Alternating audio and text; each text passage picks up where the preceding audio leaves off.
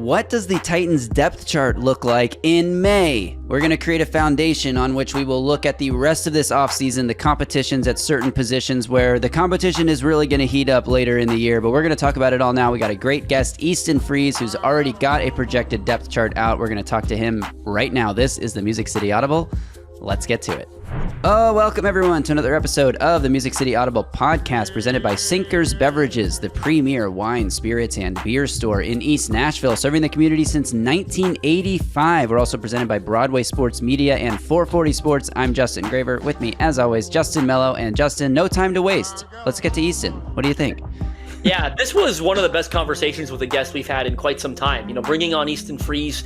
He put out a piece about a week ago, setting an initial Titans depth chart. We took some issues with it, which made for great conversation. You know, Graver and I kind of combed through it, pointed out 4 or 5 issues that we didn't agree with, and we grilled Easton with it. And, you know, what 3 mature adults can do in that situation is have a really good, constructive conversation. So this was a really, really good conversation with Easton about the Titans depth chart, who's in this role, who's in that role. I think you guys are going to absolutely love this one. Yeah, me too. So without further ado, let's give it to you. But first, a reminder that this podcast is presented by Sinkers Beverages, the premier wine, spirits, and beer store in East Nashville, serving the community since 1985. Their knowledgeable staff is proud to help you with large parties, themed events, or finding something unique for a special occasion. From birthday parties to milestone celebrations to everyday moments, Sinkers can help with the right drink for every occasion. And if you head to their website or check the link in this podcast description, you can join the In Crowd. In Crowd members get access to allocated wines and spirits, exclusive events, early access to barrel releases, and more. All right, then, let's do it. Let's welcome on our guest now, Easton Freeze of A to Z Sports Nashville, a recurring guest on our show, our good buddy Easton. How is it going today, my friend? Hey, fellas. How we doing? Doing well. We are excited to talk to you about what you have put out recently here. I think this was last week now, but Tennessee Titans 2025 depth chart ahead of OTAs, ranking players at each position post-draft and identifying roster battles. Now, I appreciate that you took the time to go through this exercise. We are about to go through what I consider to be a futile, fruitless exercise of predicting every game on the schedule, win or loss.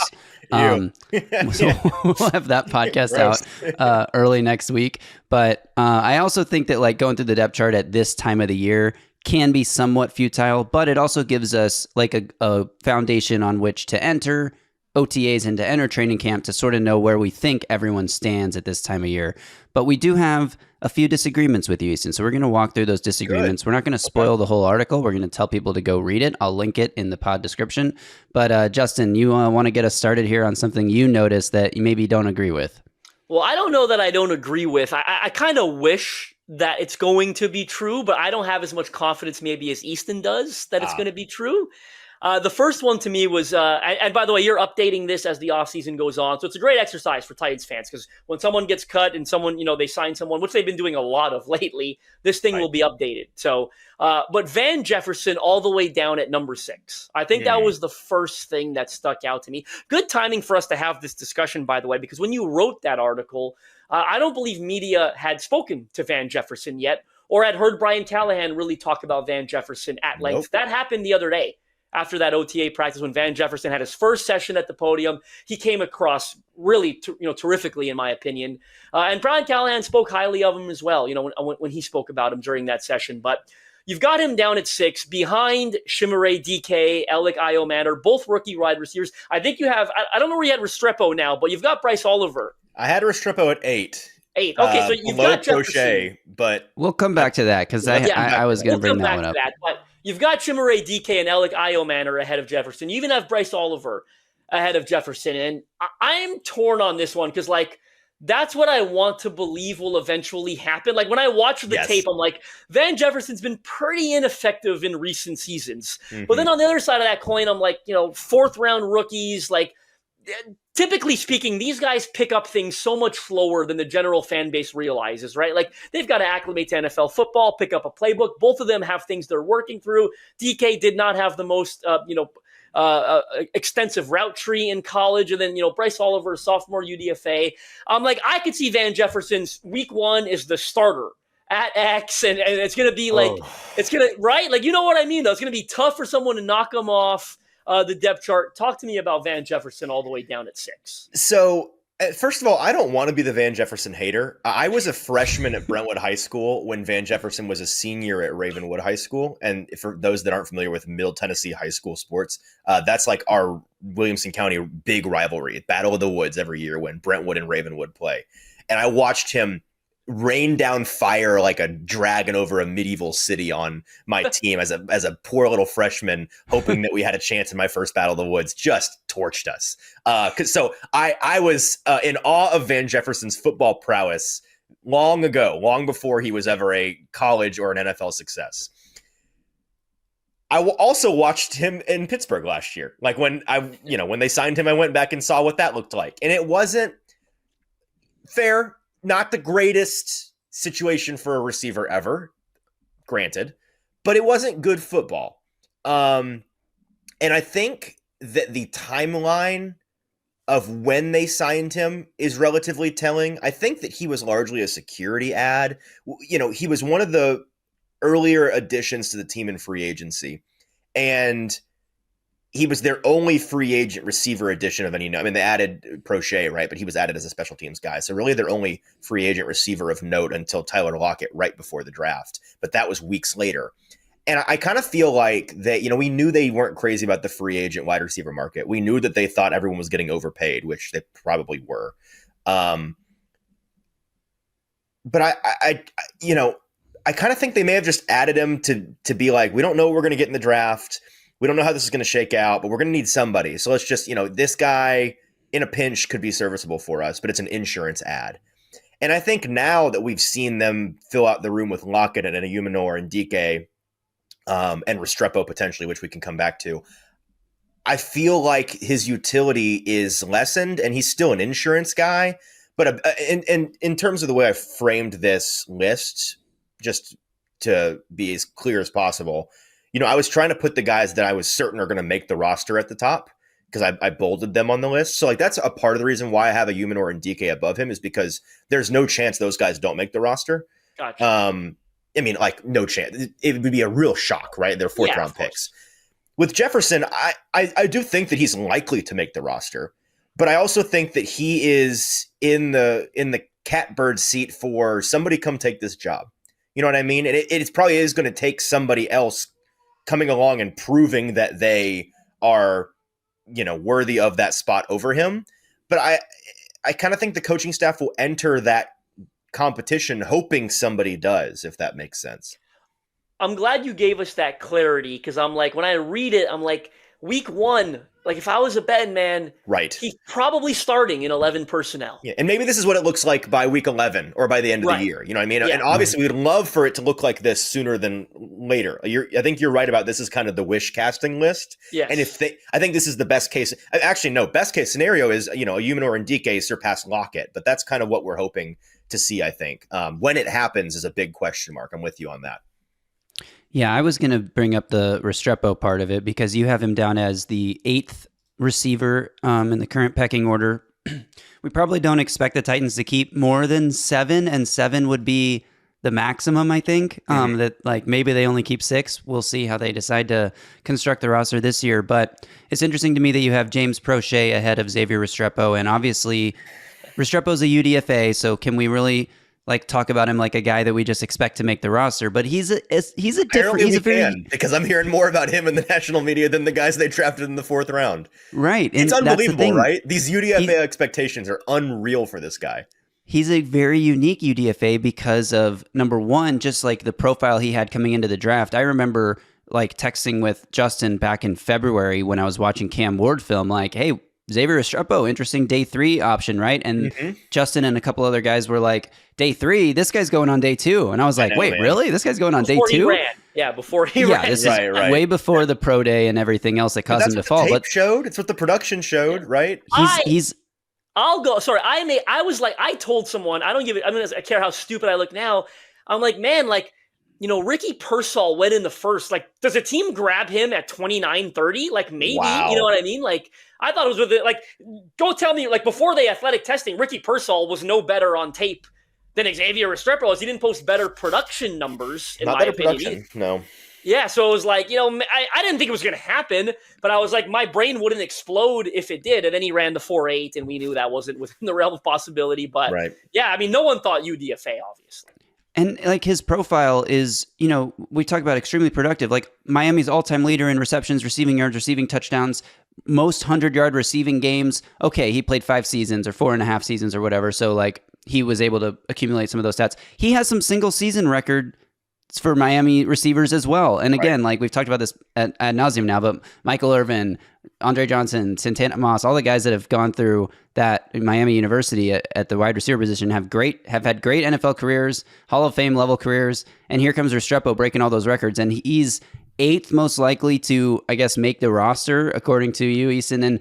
And we haven't even mentioned the obvious connection to Cam Ward, that Cam Ward was adamant and like pleading with the Titans brass to go get his guy. They are able to get him without spending any draft capital on him. But I feel like it depends on obviously how Bryce Oliver, like, is he taking a step to being, an NFL starting level player? Is James Prochet's special teams prowess, like, is that a value enough add that he makes the roster and bumps Restrepo to like the practice squad or whatever? And I could see a scenario where Restrepo starts the year on the practice squad until somebody gets hurt or whatever. But I also think that Cam Ward being in the room, and like, if that chemistry shows up during training camp or during preseason, and it's just like, all right, this guy isn't the fastest, he isn't the biggest, he isn't the strongest, but he gets open and our quarterback loves him. He's a safety blanket, reliable. Like, I definitely could see a world where Van Jefferson doesn't make the roster while we're talking about him because Restrepo makes it, and they need Prochet's special teams abilities, and they drafted 2 guys in the 4th round, and they signed Tyler Lockett and obviously Calvin Ridley's wide receiver 1. So like, there's a world to me where Restrepo is higher than 8th in the pecking order, like as high as 4th, starting slot receiver by week 11 after the bye or something like that. But is there any particular reason, like any concerns coming out of OTAs or whatever that have you down? I guess, I don't know if you're down on Restrepo, but having him at 8th. Yeah, it's such an interesting conversation. I basically had this conversation with Nate Tice on our YouTube channel the other day. You're right that it's like, he's such a unique player because he's one of those, like, he's like a magical nymph of football where it's just like nothing, it doesn't make any sense at all why he is the way that he is, but he is the way that he is, and he's done it for a long time, and you can't dispute that he can do it. He shouldn't be able to do it, but he can do it.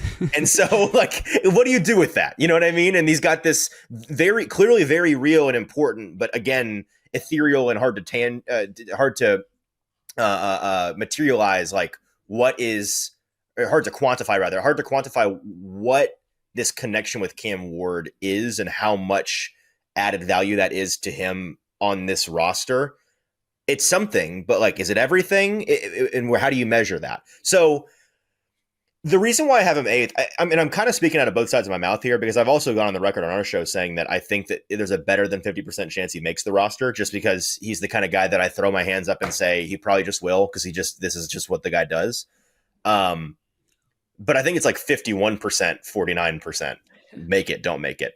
And that's because it's a numbers issue, right? I think there's 4 guys fighting for 2, maybe 3 spots, as you pointed out, Justin, and that's Oliver, Jefferson, Prochet, and Restrepo.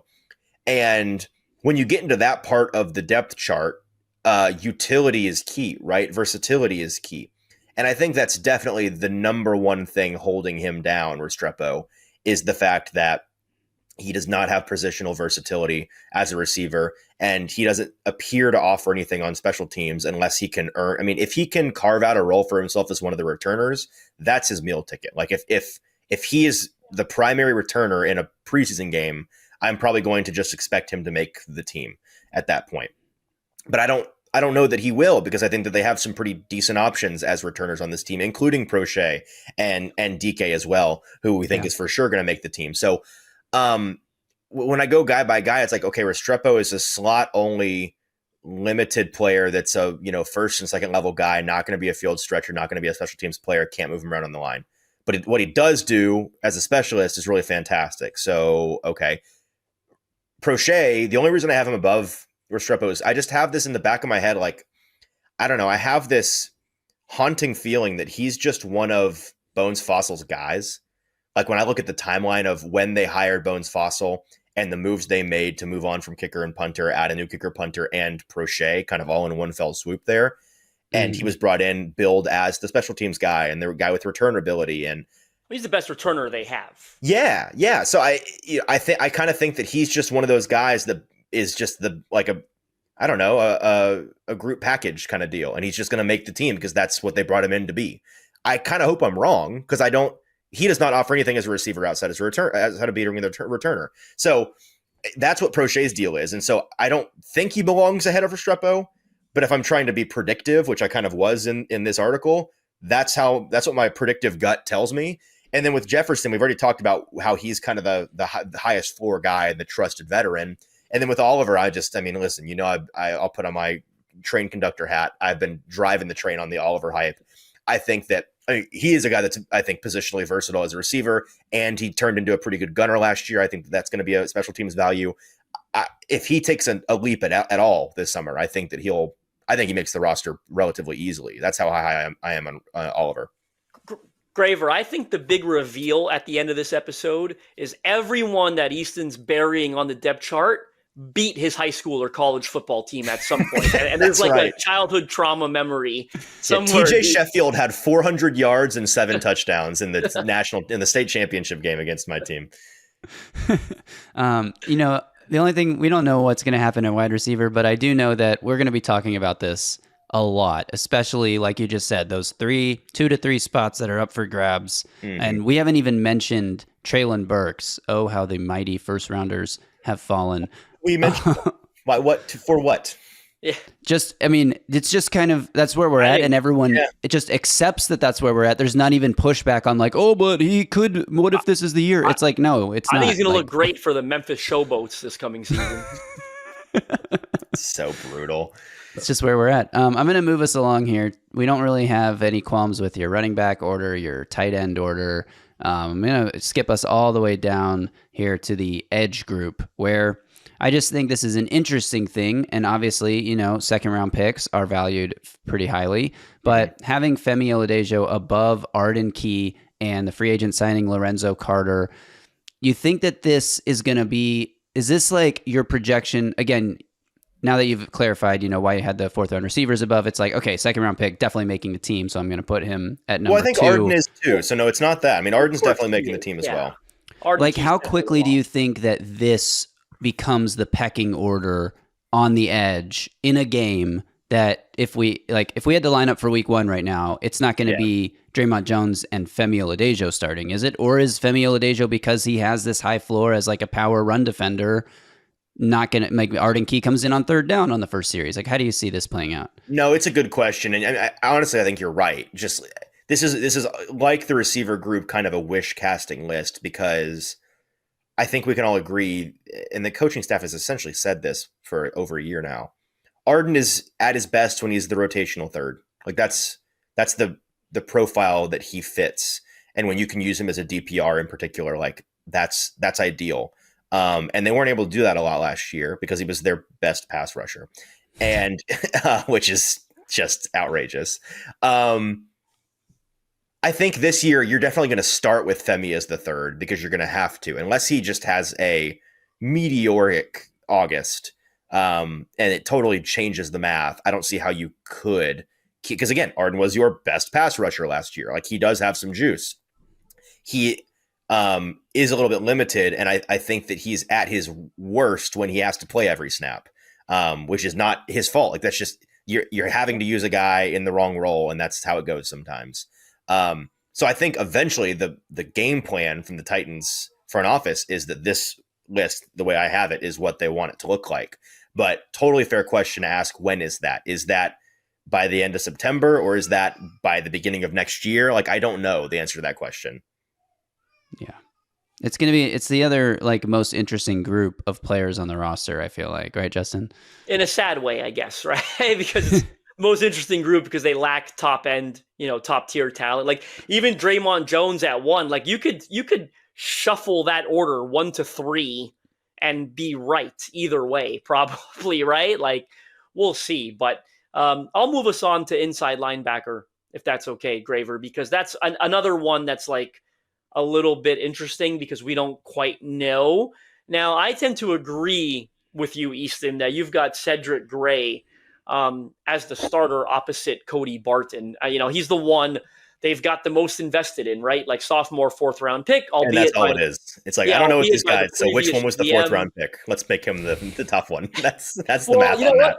That might be how this is chosen by the coaching staff, because there's not a whole lot that has to go into this, right? They've got a sophomore 7th-rounder in James Williams, who played like double the defensive snaps that Gray did last year, which, I mean, is a small number either way, but kind of crazy. Otis Reese is, Graver, I'll say this about Otis Reese.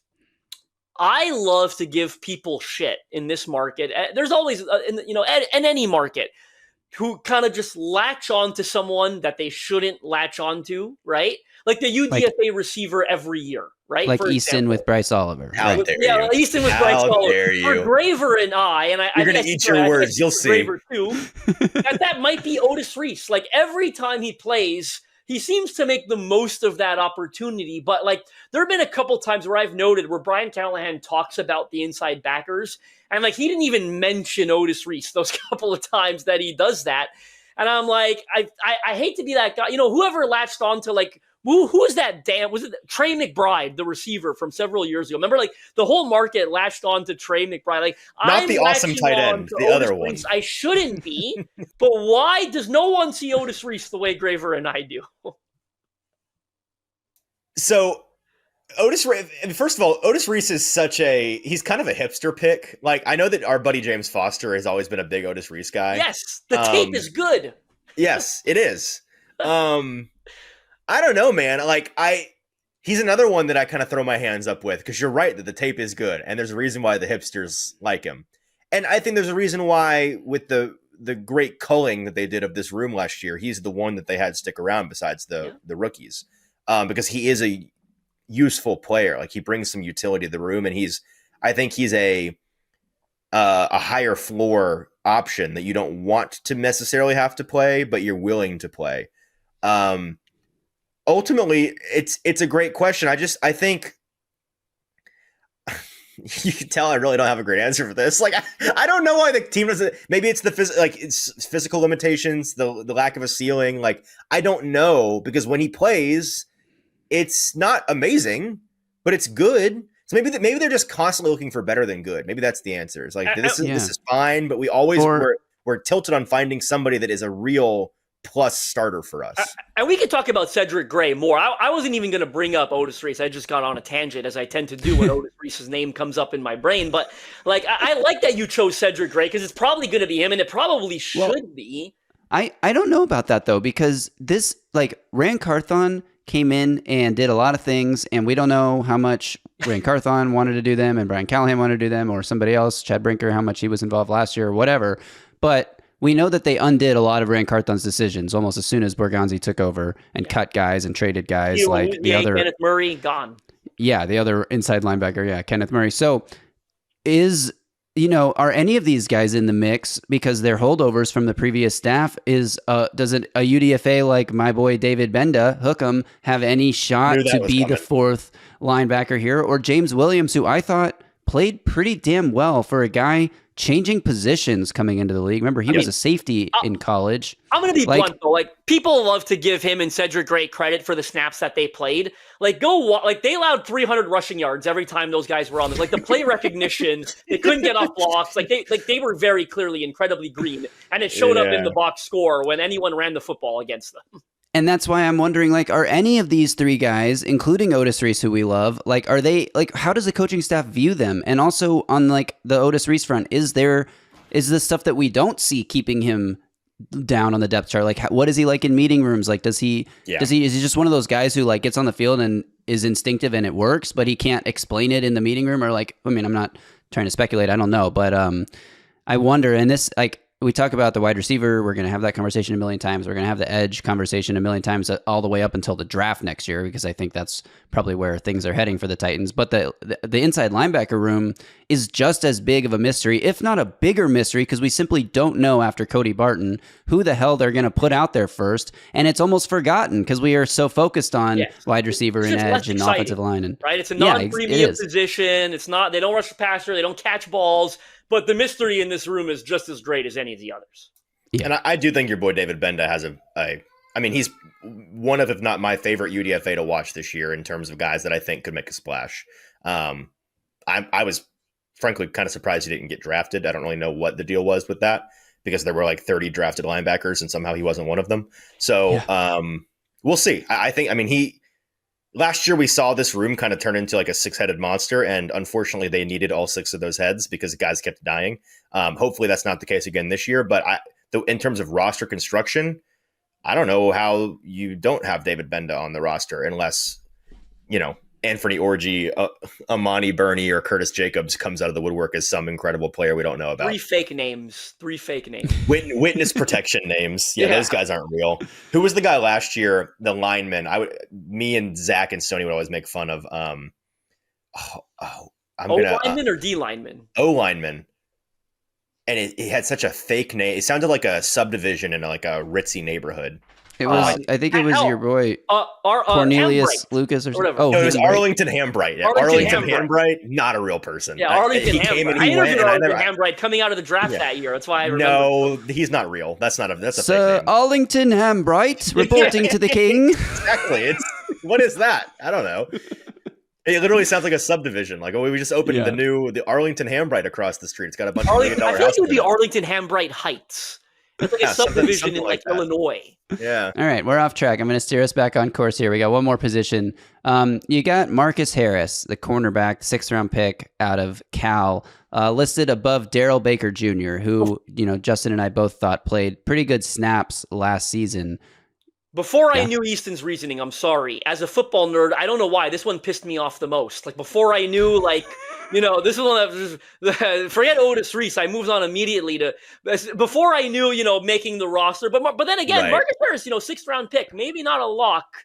Yeah. I thought this one was, as a football nerd, this one might have pissed me off. I wouldn't say a 6th-round pick is a lock just because they were drafted. But it's not a lock. So, but maybe Marcus Harris. He's a lock. Yeah.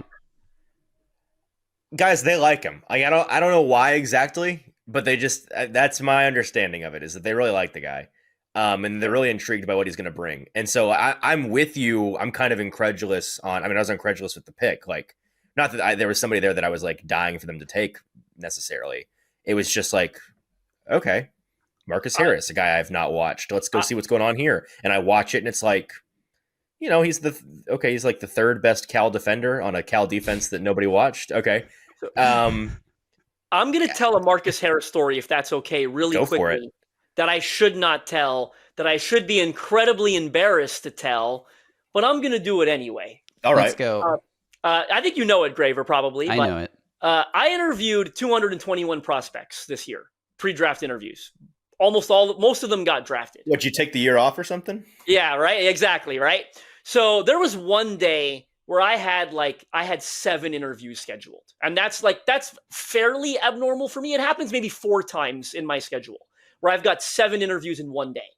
Marcus Harris was one of them on that day. The others on that day, Graver, you were here with me. Were Kyle Williams, who I was super stoked about. There was I had a 1st rounder I had Tyler Booker that day, who the Cowboys took at 12. And I had a couple other guys that were very decent. Marcus Harris was pretty low on my pecking order. It was, I'm not going to get too, no, I'm not going to say that. So Marcus Harris, right? Like, I was talking to the agent about it. He said, hey, do you want to do Marcus Harris? Okay. I should give the agent shit. Because if you're going to give me a stock name like Marcus Harris, you better give me some details on who he is. Okay. I had such little time to prepare for this Marcus Harris interview. Did you get the other Marcus Harris? I Googled Marcus Harris NFL draft and prepped for this interview because I've never gone into an interview without prepping questions. No matter how many I do that. I'm pretty good at it, I think. Oh, no. I thought Marcus Harris, who was drafted a year ago out of Auburn, but I forgot that he was on. Give the NFL shit for the Google results, okay? I Googled Marcus Harris NFL Combine. I have 5 minutes to prep for this interview. I get Marcus Harris Auburn results. I just start plugging questions away for Mark. Buddy, first question. Okay, I saved it quickly. First question, I get Marcus Harris on the phone, okay? You made the decision to transfer to Auburn. You had a great year this past year at Auburn. Talk to me about that decision. Marcus Harris, corner from Cal, is so nice that he does not correct me, but he answers the question. He transferred from Idaho to Cal, right? So he just answers the question transferring from Idaho to Cal. Wow. And because, I'm going to make fun of myself here, ironically, my spidey senses are so good, I go, this motherfucker didn't go, this isn't the same Marcus Harris, right? Like, I just pick up on it immediately. All of my questions, I don't ask them, but every follow-up question, you had 7 sacks this year. You're a 310-pound, 3-tech D lineman. Talk to me about... I just immediately, as soon as he says Cal, I'm like, oh my God, this isn't the same Marcus Harris. So I'm furiously Googling as he's talking, like, Marcus Harris, Cal, Marcus Harris, Idaho to Cal. And I pull up his okay. I wish I could play you the audio because there is a 25-second deafening silence of him finishing his first answer before I ask my next question, because I'm still regrouping here. I'm like, this is unbelievable. I'm going to ask him about this. He won't remember it. I'm sure he won't remember it. No, he totally remembers this. There's no way he doesn't remember this. How many interviews do you think this Marcus Harris did this draft season? Right? Like 6th round small schooler, 25-second deafening silence. I like to think I saved it because then I'm like, I don't know how. By that time, I had the number when he ran at Pro Day. I had the PBU's interceptions from Cal this year. But that's the first time that is over 1,000 interviews. That has never happened to me before. And he was a total pro about it. And then I get to look like the smart ass. They draft him. I tweet out, come read the interview with Marcus Harris. No one else has content on Marcus Harris, but I do. And here I am tweeting out the interview. Meanwhile, I felt so bad. I genuinely did. But then to absolve myself of blame, I wanted to go to the agent and be like, how the fuck do you not give me schooling? Like, if I'm interviewing Joe Brown, you better tell me where Joe Brown went to school and where he played. And if I'm interviewing a guy that, like, I didn't think he was going to get drafted when I did the interview, right? Like, and if your name is Marcus Harris and you might be a UDFA, agent better tell me who you are. If you guys at home think you don't know much about Marcus Harris, this guy interviewed him without knowing who Marcus Harris was. That's crazy. I knew nothing at the time. I was fully prepped for Auburn D lineman. So now that we know it's not the Auburn D lineman, Easton, why is he above Darrell Baker Jr., who played good snaps for this team? Because they like him, Justin. I don't know. They like him a lot. He's very intriguing to them. They liked him enough to draft him. And post-draft, when I've asked them about him, here's a somewhat funny story from my perspective. I had one of the coaches. I was texting one of the coaches about, because I wasn't at rookie mini camp because I had a graduation thing to go to. And so I was kind of like asking, like, how'd it go? What'd you think about like early impressions on some guys? And they were like really intrigued by Harris. And this is my fault for being as dismissive of Marcus as I am. But I was like, oh, Jamari, the Iowa cornerback that you guys got in the UDFA, right? A guy that I'm really intrigued by. Right. Yeah, exactly. And I was like, this guy probably should have been drafted, and they got him. Cool. Like, maybe he's making a splash already. They're like, no, the draft pick, Marcus. And I was like, right. Got it. He's somebody that caught their eye at rookie minicamp. He's somebody that obviously caught their eye on tape, and they liked his interview pre-draft and all of that. So I'm keeping an open mind on him. And again, from a predictive standpoint, he's somebody, yes, it's the make the roster versus not make the roster thing. And that's why mostly he's ahead of Baker. But I don't know, man. I mean, I think Baker's another one of those insurance players that they don't, they're going to develop him. He's a young player, and I'm not sure he's hit his ceiling necessarily, but I think that they obviously see somebody like Marcus Harris being a higher ceiling player, and they're hoping that he comes along and earns that 4th cornerback spot. I mean, they're hoping that he's the next Brownlee, right? Like, they're wanting to kind of churn this roster. Sure. Talked about this on the morning show today with Ryan Roberts. Like, people ask me, is this cornerback group like the strength of the team? And my answer is like, I don't know. Is Legarius good? Like, is he healthy and is he playing good? Because if he is, then yeah. If he's not, might be a bad corner room. Yeah, if he's bad or he's not on the field, then I don't know. Below average. Or his leg explodes because he's still rehabbing a quad injury that was week to week in the middle of the season last year. Like, what's going on?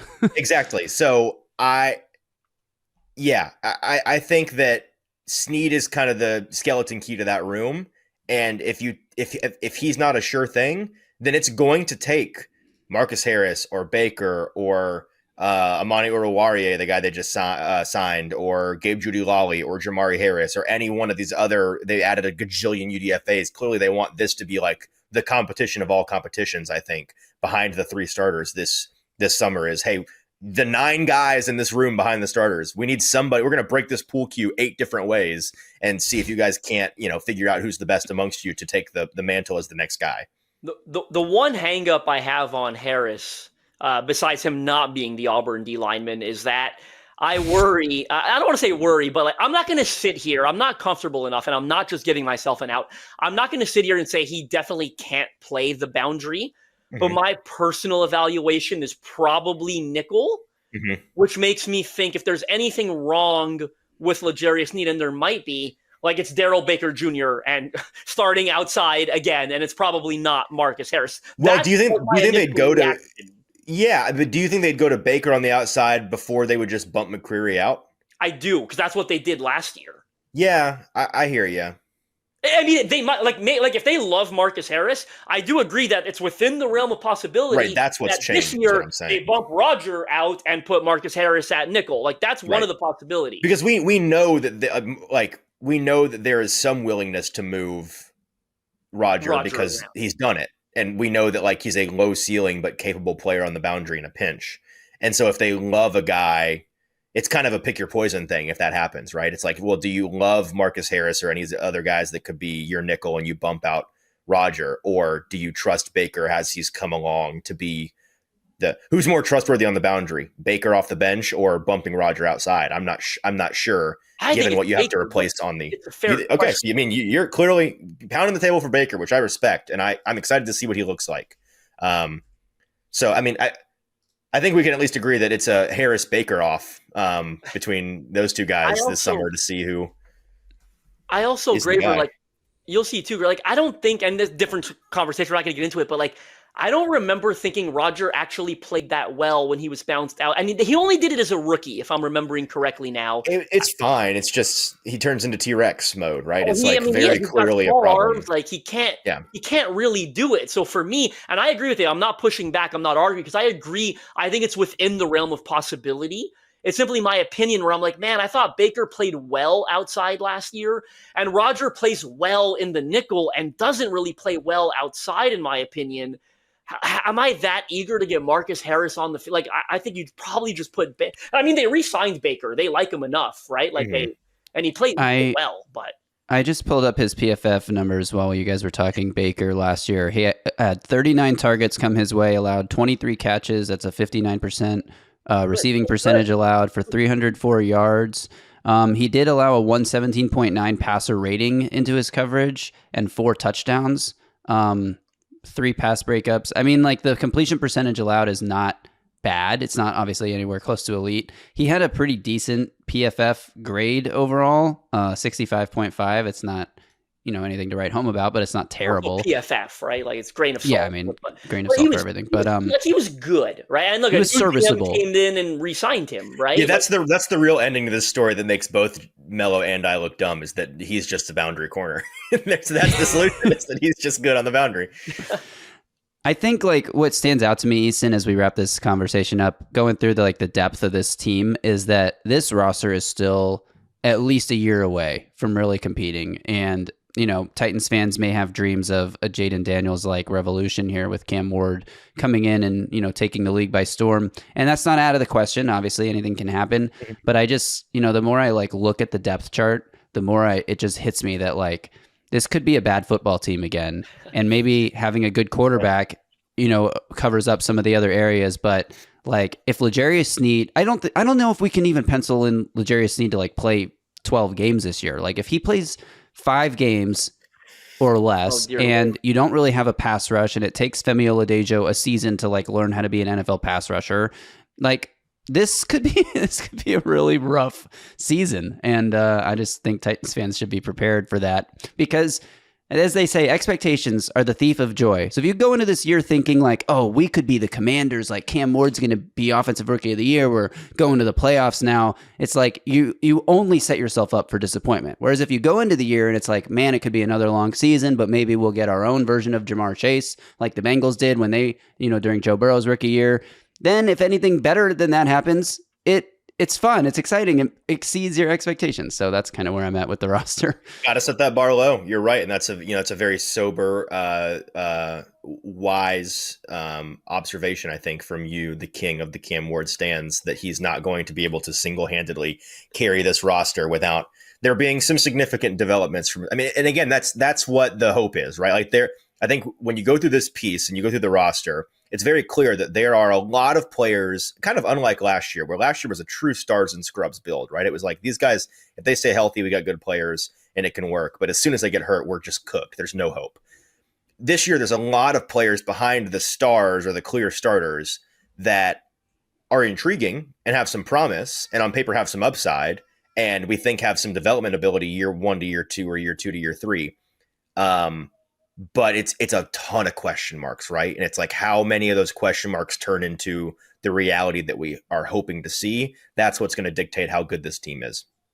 And next time Easton's on, Graver, we'll get into the one that people really wanted to hear about, which is the Corey Levin, Sam Mustipher, Brendan James, and Jackson Slater for center 2 and 3 or whatever's going on there inside behind Lloyd Cushenberry. And who is your swing tackle? Which is not a joke of a question. I'm genuinely asking. I've been asking you. I've been wandering around the streets of Nashville asking, who is this team's swing tackle? I've not gotten an answer yet. Yeah, that room is rough as well behind the start. Really rough. Yeah, you need Latham and Dan Moore to be invincible this year. That's what I was about to say. Yeah, because it's not Duncan or Njoku. So unless the UDFA they brought in is, just better than those guys are. Well, no, they signed a guy, right? Did they? They did. Yeah, they did sign Blake Hance. Blake Hance is your savior. Wait, Blake Hance. Yes. Yeah. I think he is probably the leader in the clubhouse right now for that job. I talked to his agent after that move. He's played a lot of guard too, but I do think he's played mostly. You want to hear something funny about Blake Hance?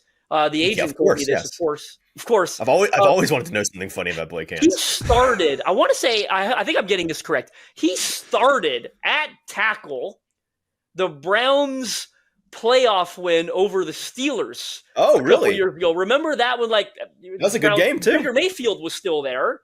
Because the agent. Hey, you sold me. I'm in. That's all I needed to know. Yes. That's what I'm going to tell fans now when they're like, who's Blake Hance? The guy that won the Browns game against the Steelers? Yes. Was that the game that started with the Steelers snapping the ball over Roethlisberger's head? Obviously, because they were afraid they had to go rush against Blake Hance on the next series. But the Steelers were that juggernaut team that year. They started like 10-0 or 12-1 and they got or their something. Ass kicked by the Browns in the wild card game. Yeah.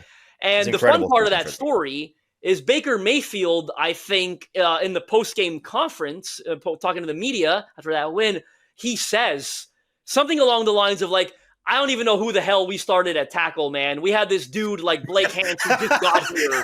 Or something like that. And that's like Blake Hance claim to fame to this day. Well, and that was not recently either. Like if fans are wondering how long ago that was, because that was the year that the marquee matchup in like week 5 or 6 was the undefeated Titans versus the undefeated Steelers. Right. Oh, how long it's been. It was a good tight game. Titans ended up losing, taking their first loss of the season, but that was back when the Titans were good. Well, and I think Bill Callahan was there with Blake Hance for that. So that's probably he was. I'm pretty sure. I don't think he was what Nick Holtz in Jacksonville, right? I think he was only there last year, but there are some connections to Blake Hance. And if he's a tackle, I'll tell you right now, it's more of a negative to the other guys than it is a compliment to Blake Hance, but he probably is your swing tackle. He's definitely better than Jalen Duncan and Njoku and probably the UDFA. Yeah, you're right. Yeah. All right, I think we've exhausted this topic. Easton, we really appreciate you coming on. Have fun over at the Titans facility this afternoon, learning more about Brian Callahan's offseason structure. That should make for some educational reading or viewing for Titans fans out there. And we appreciate your time, and we'll talk to you again soon. Always a blast, guys. Thanks. All right, thanks again to Easton for joining us there. I love talking to Easton, Justin. I feel like he fits in really well with the show. It's almost like we just have like a 3-man weave going whenever Easton's on this podcast. Agreed. No, he's a seamless guest every time we bring him on. Try to bring him on once every, month and a half, 2 months or so.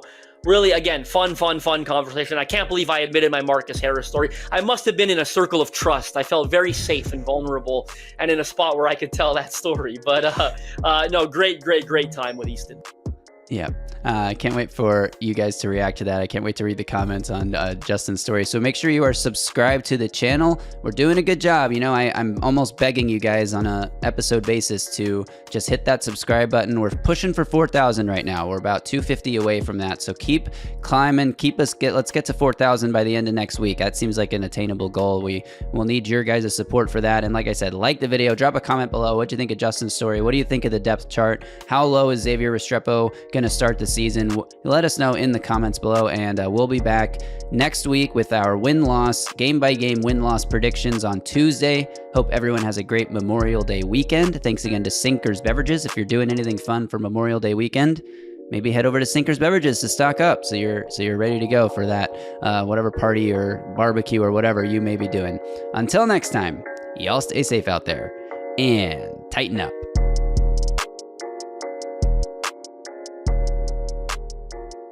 A Broadway sports media production.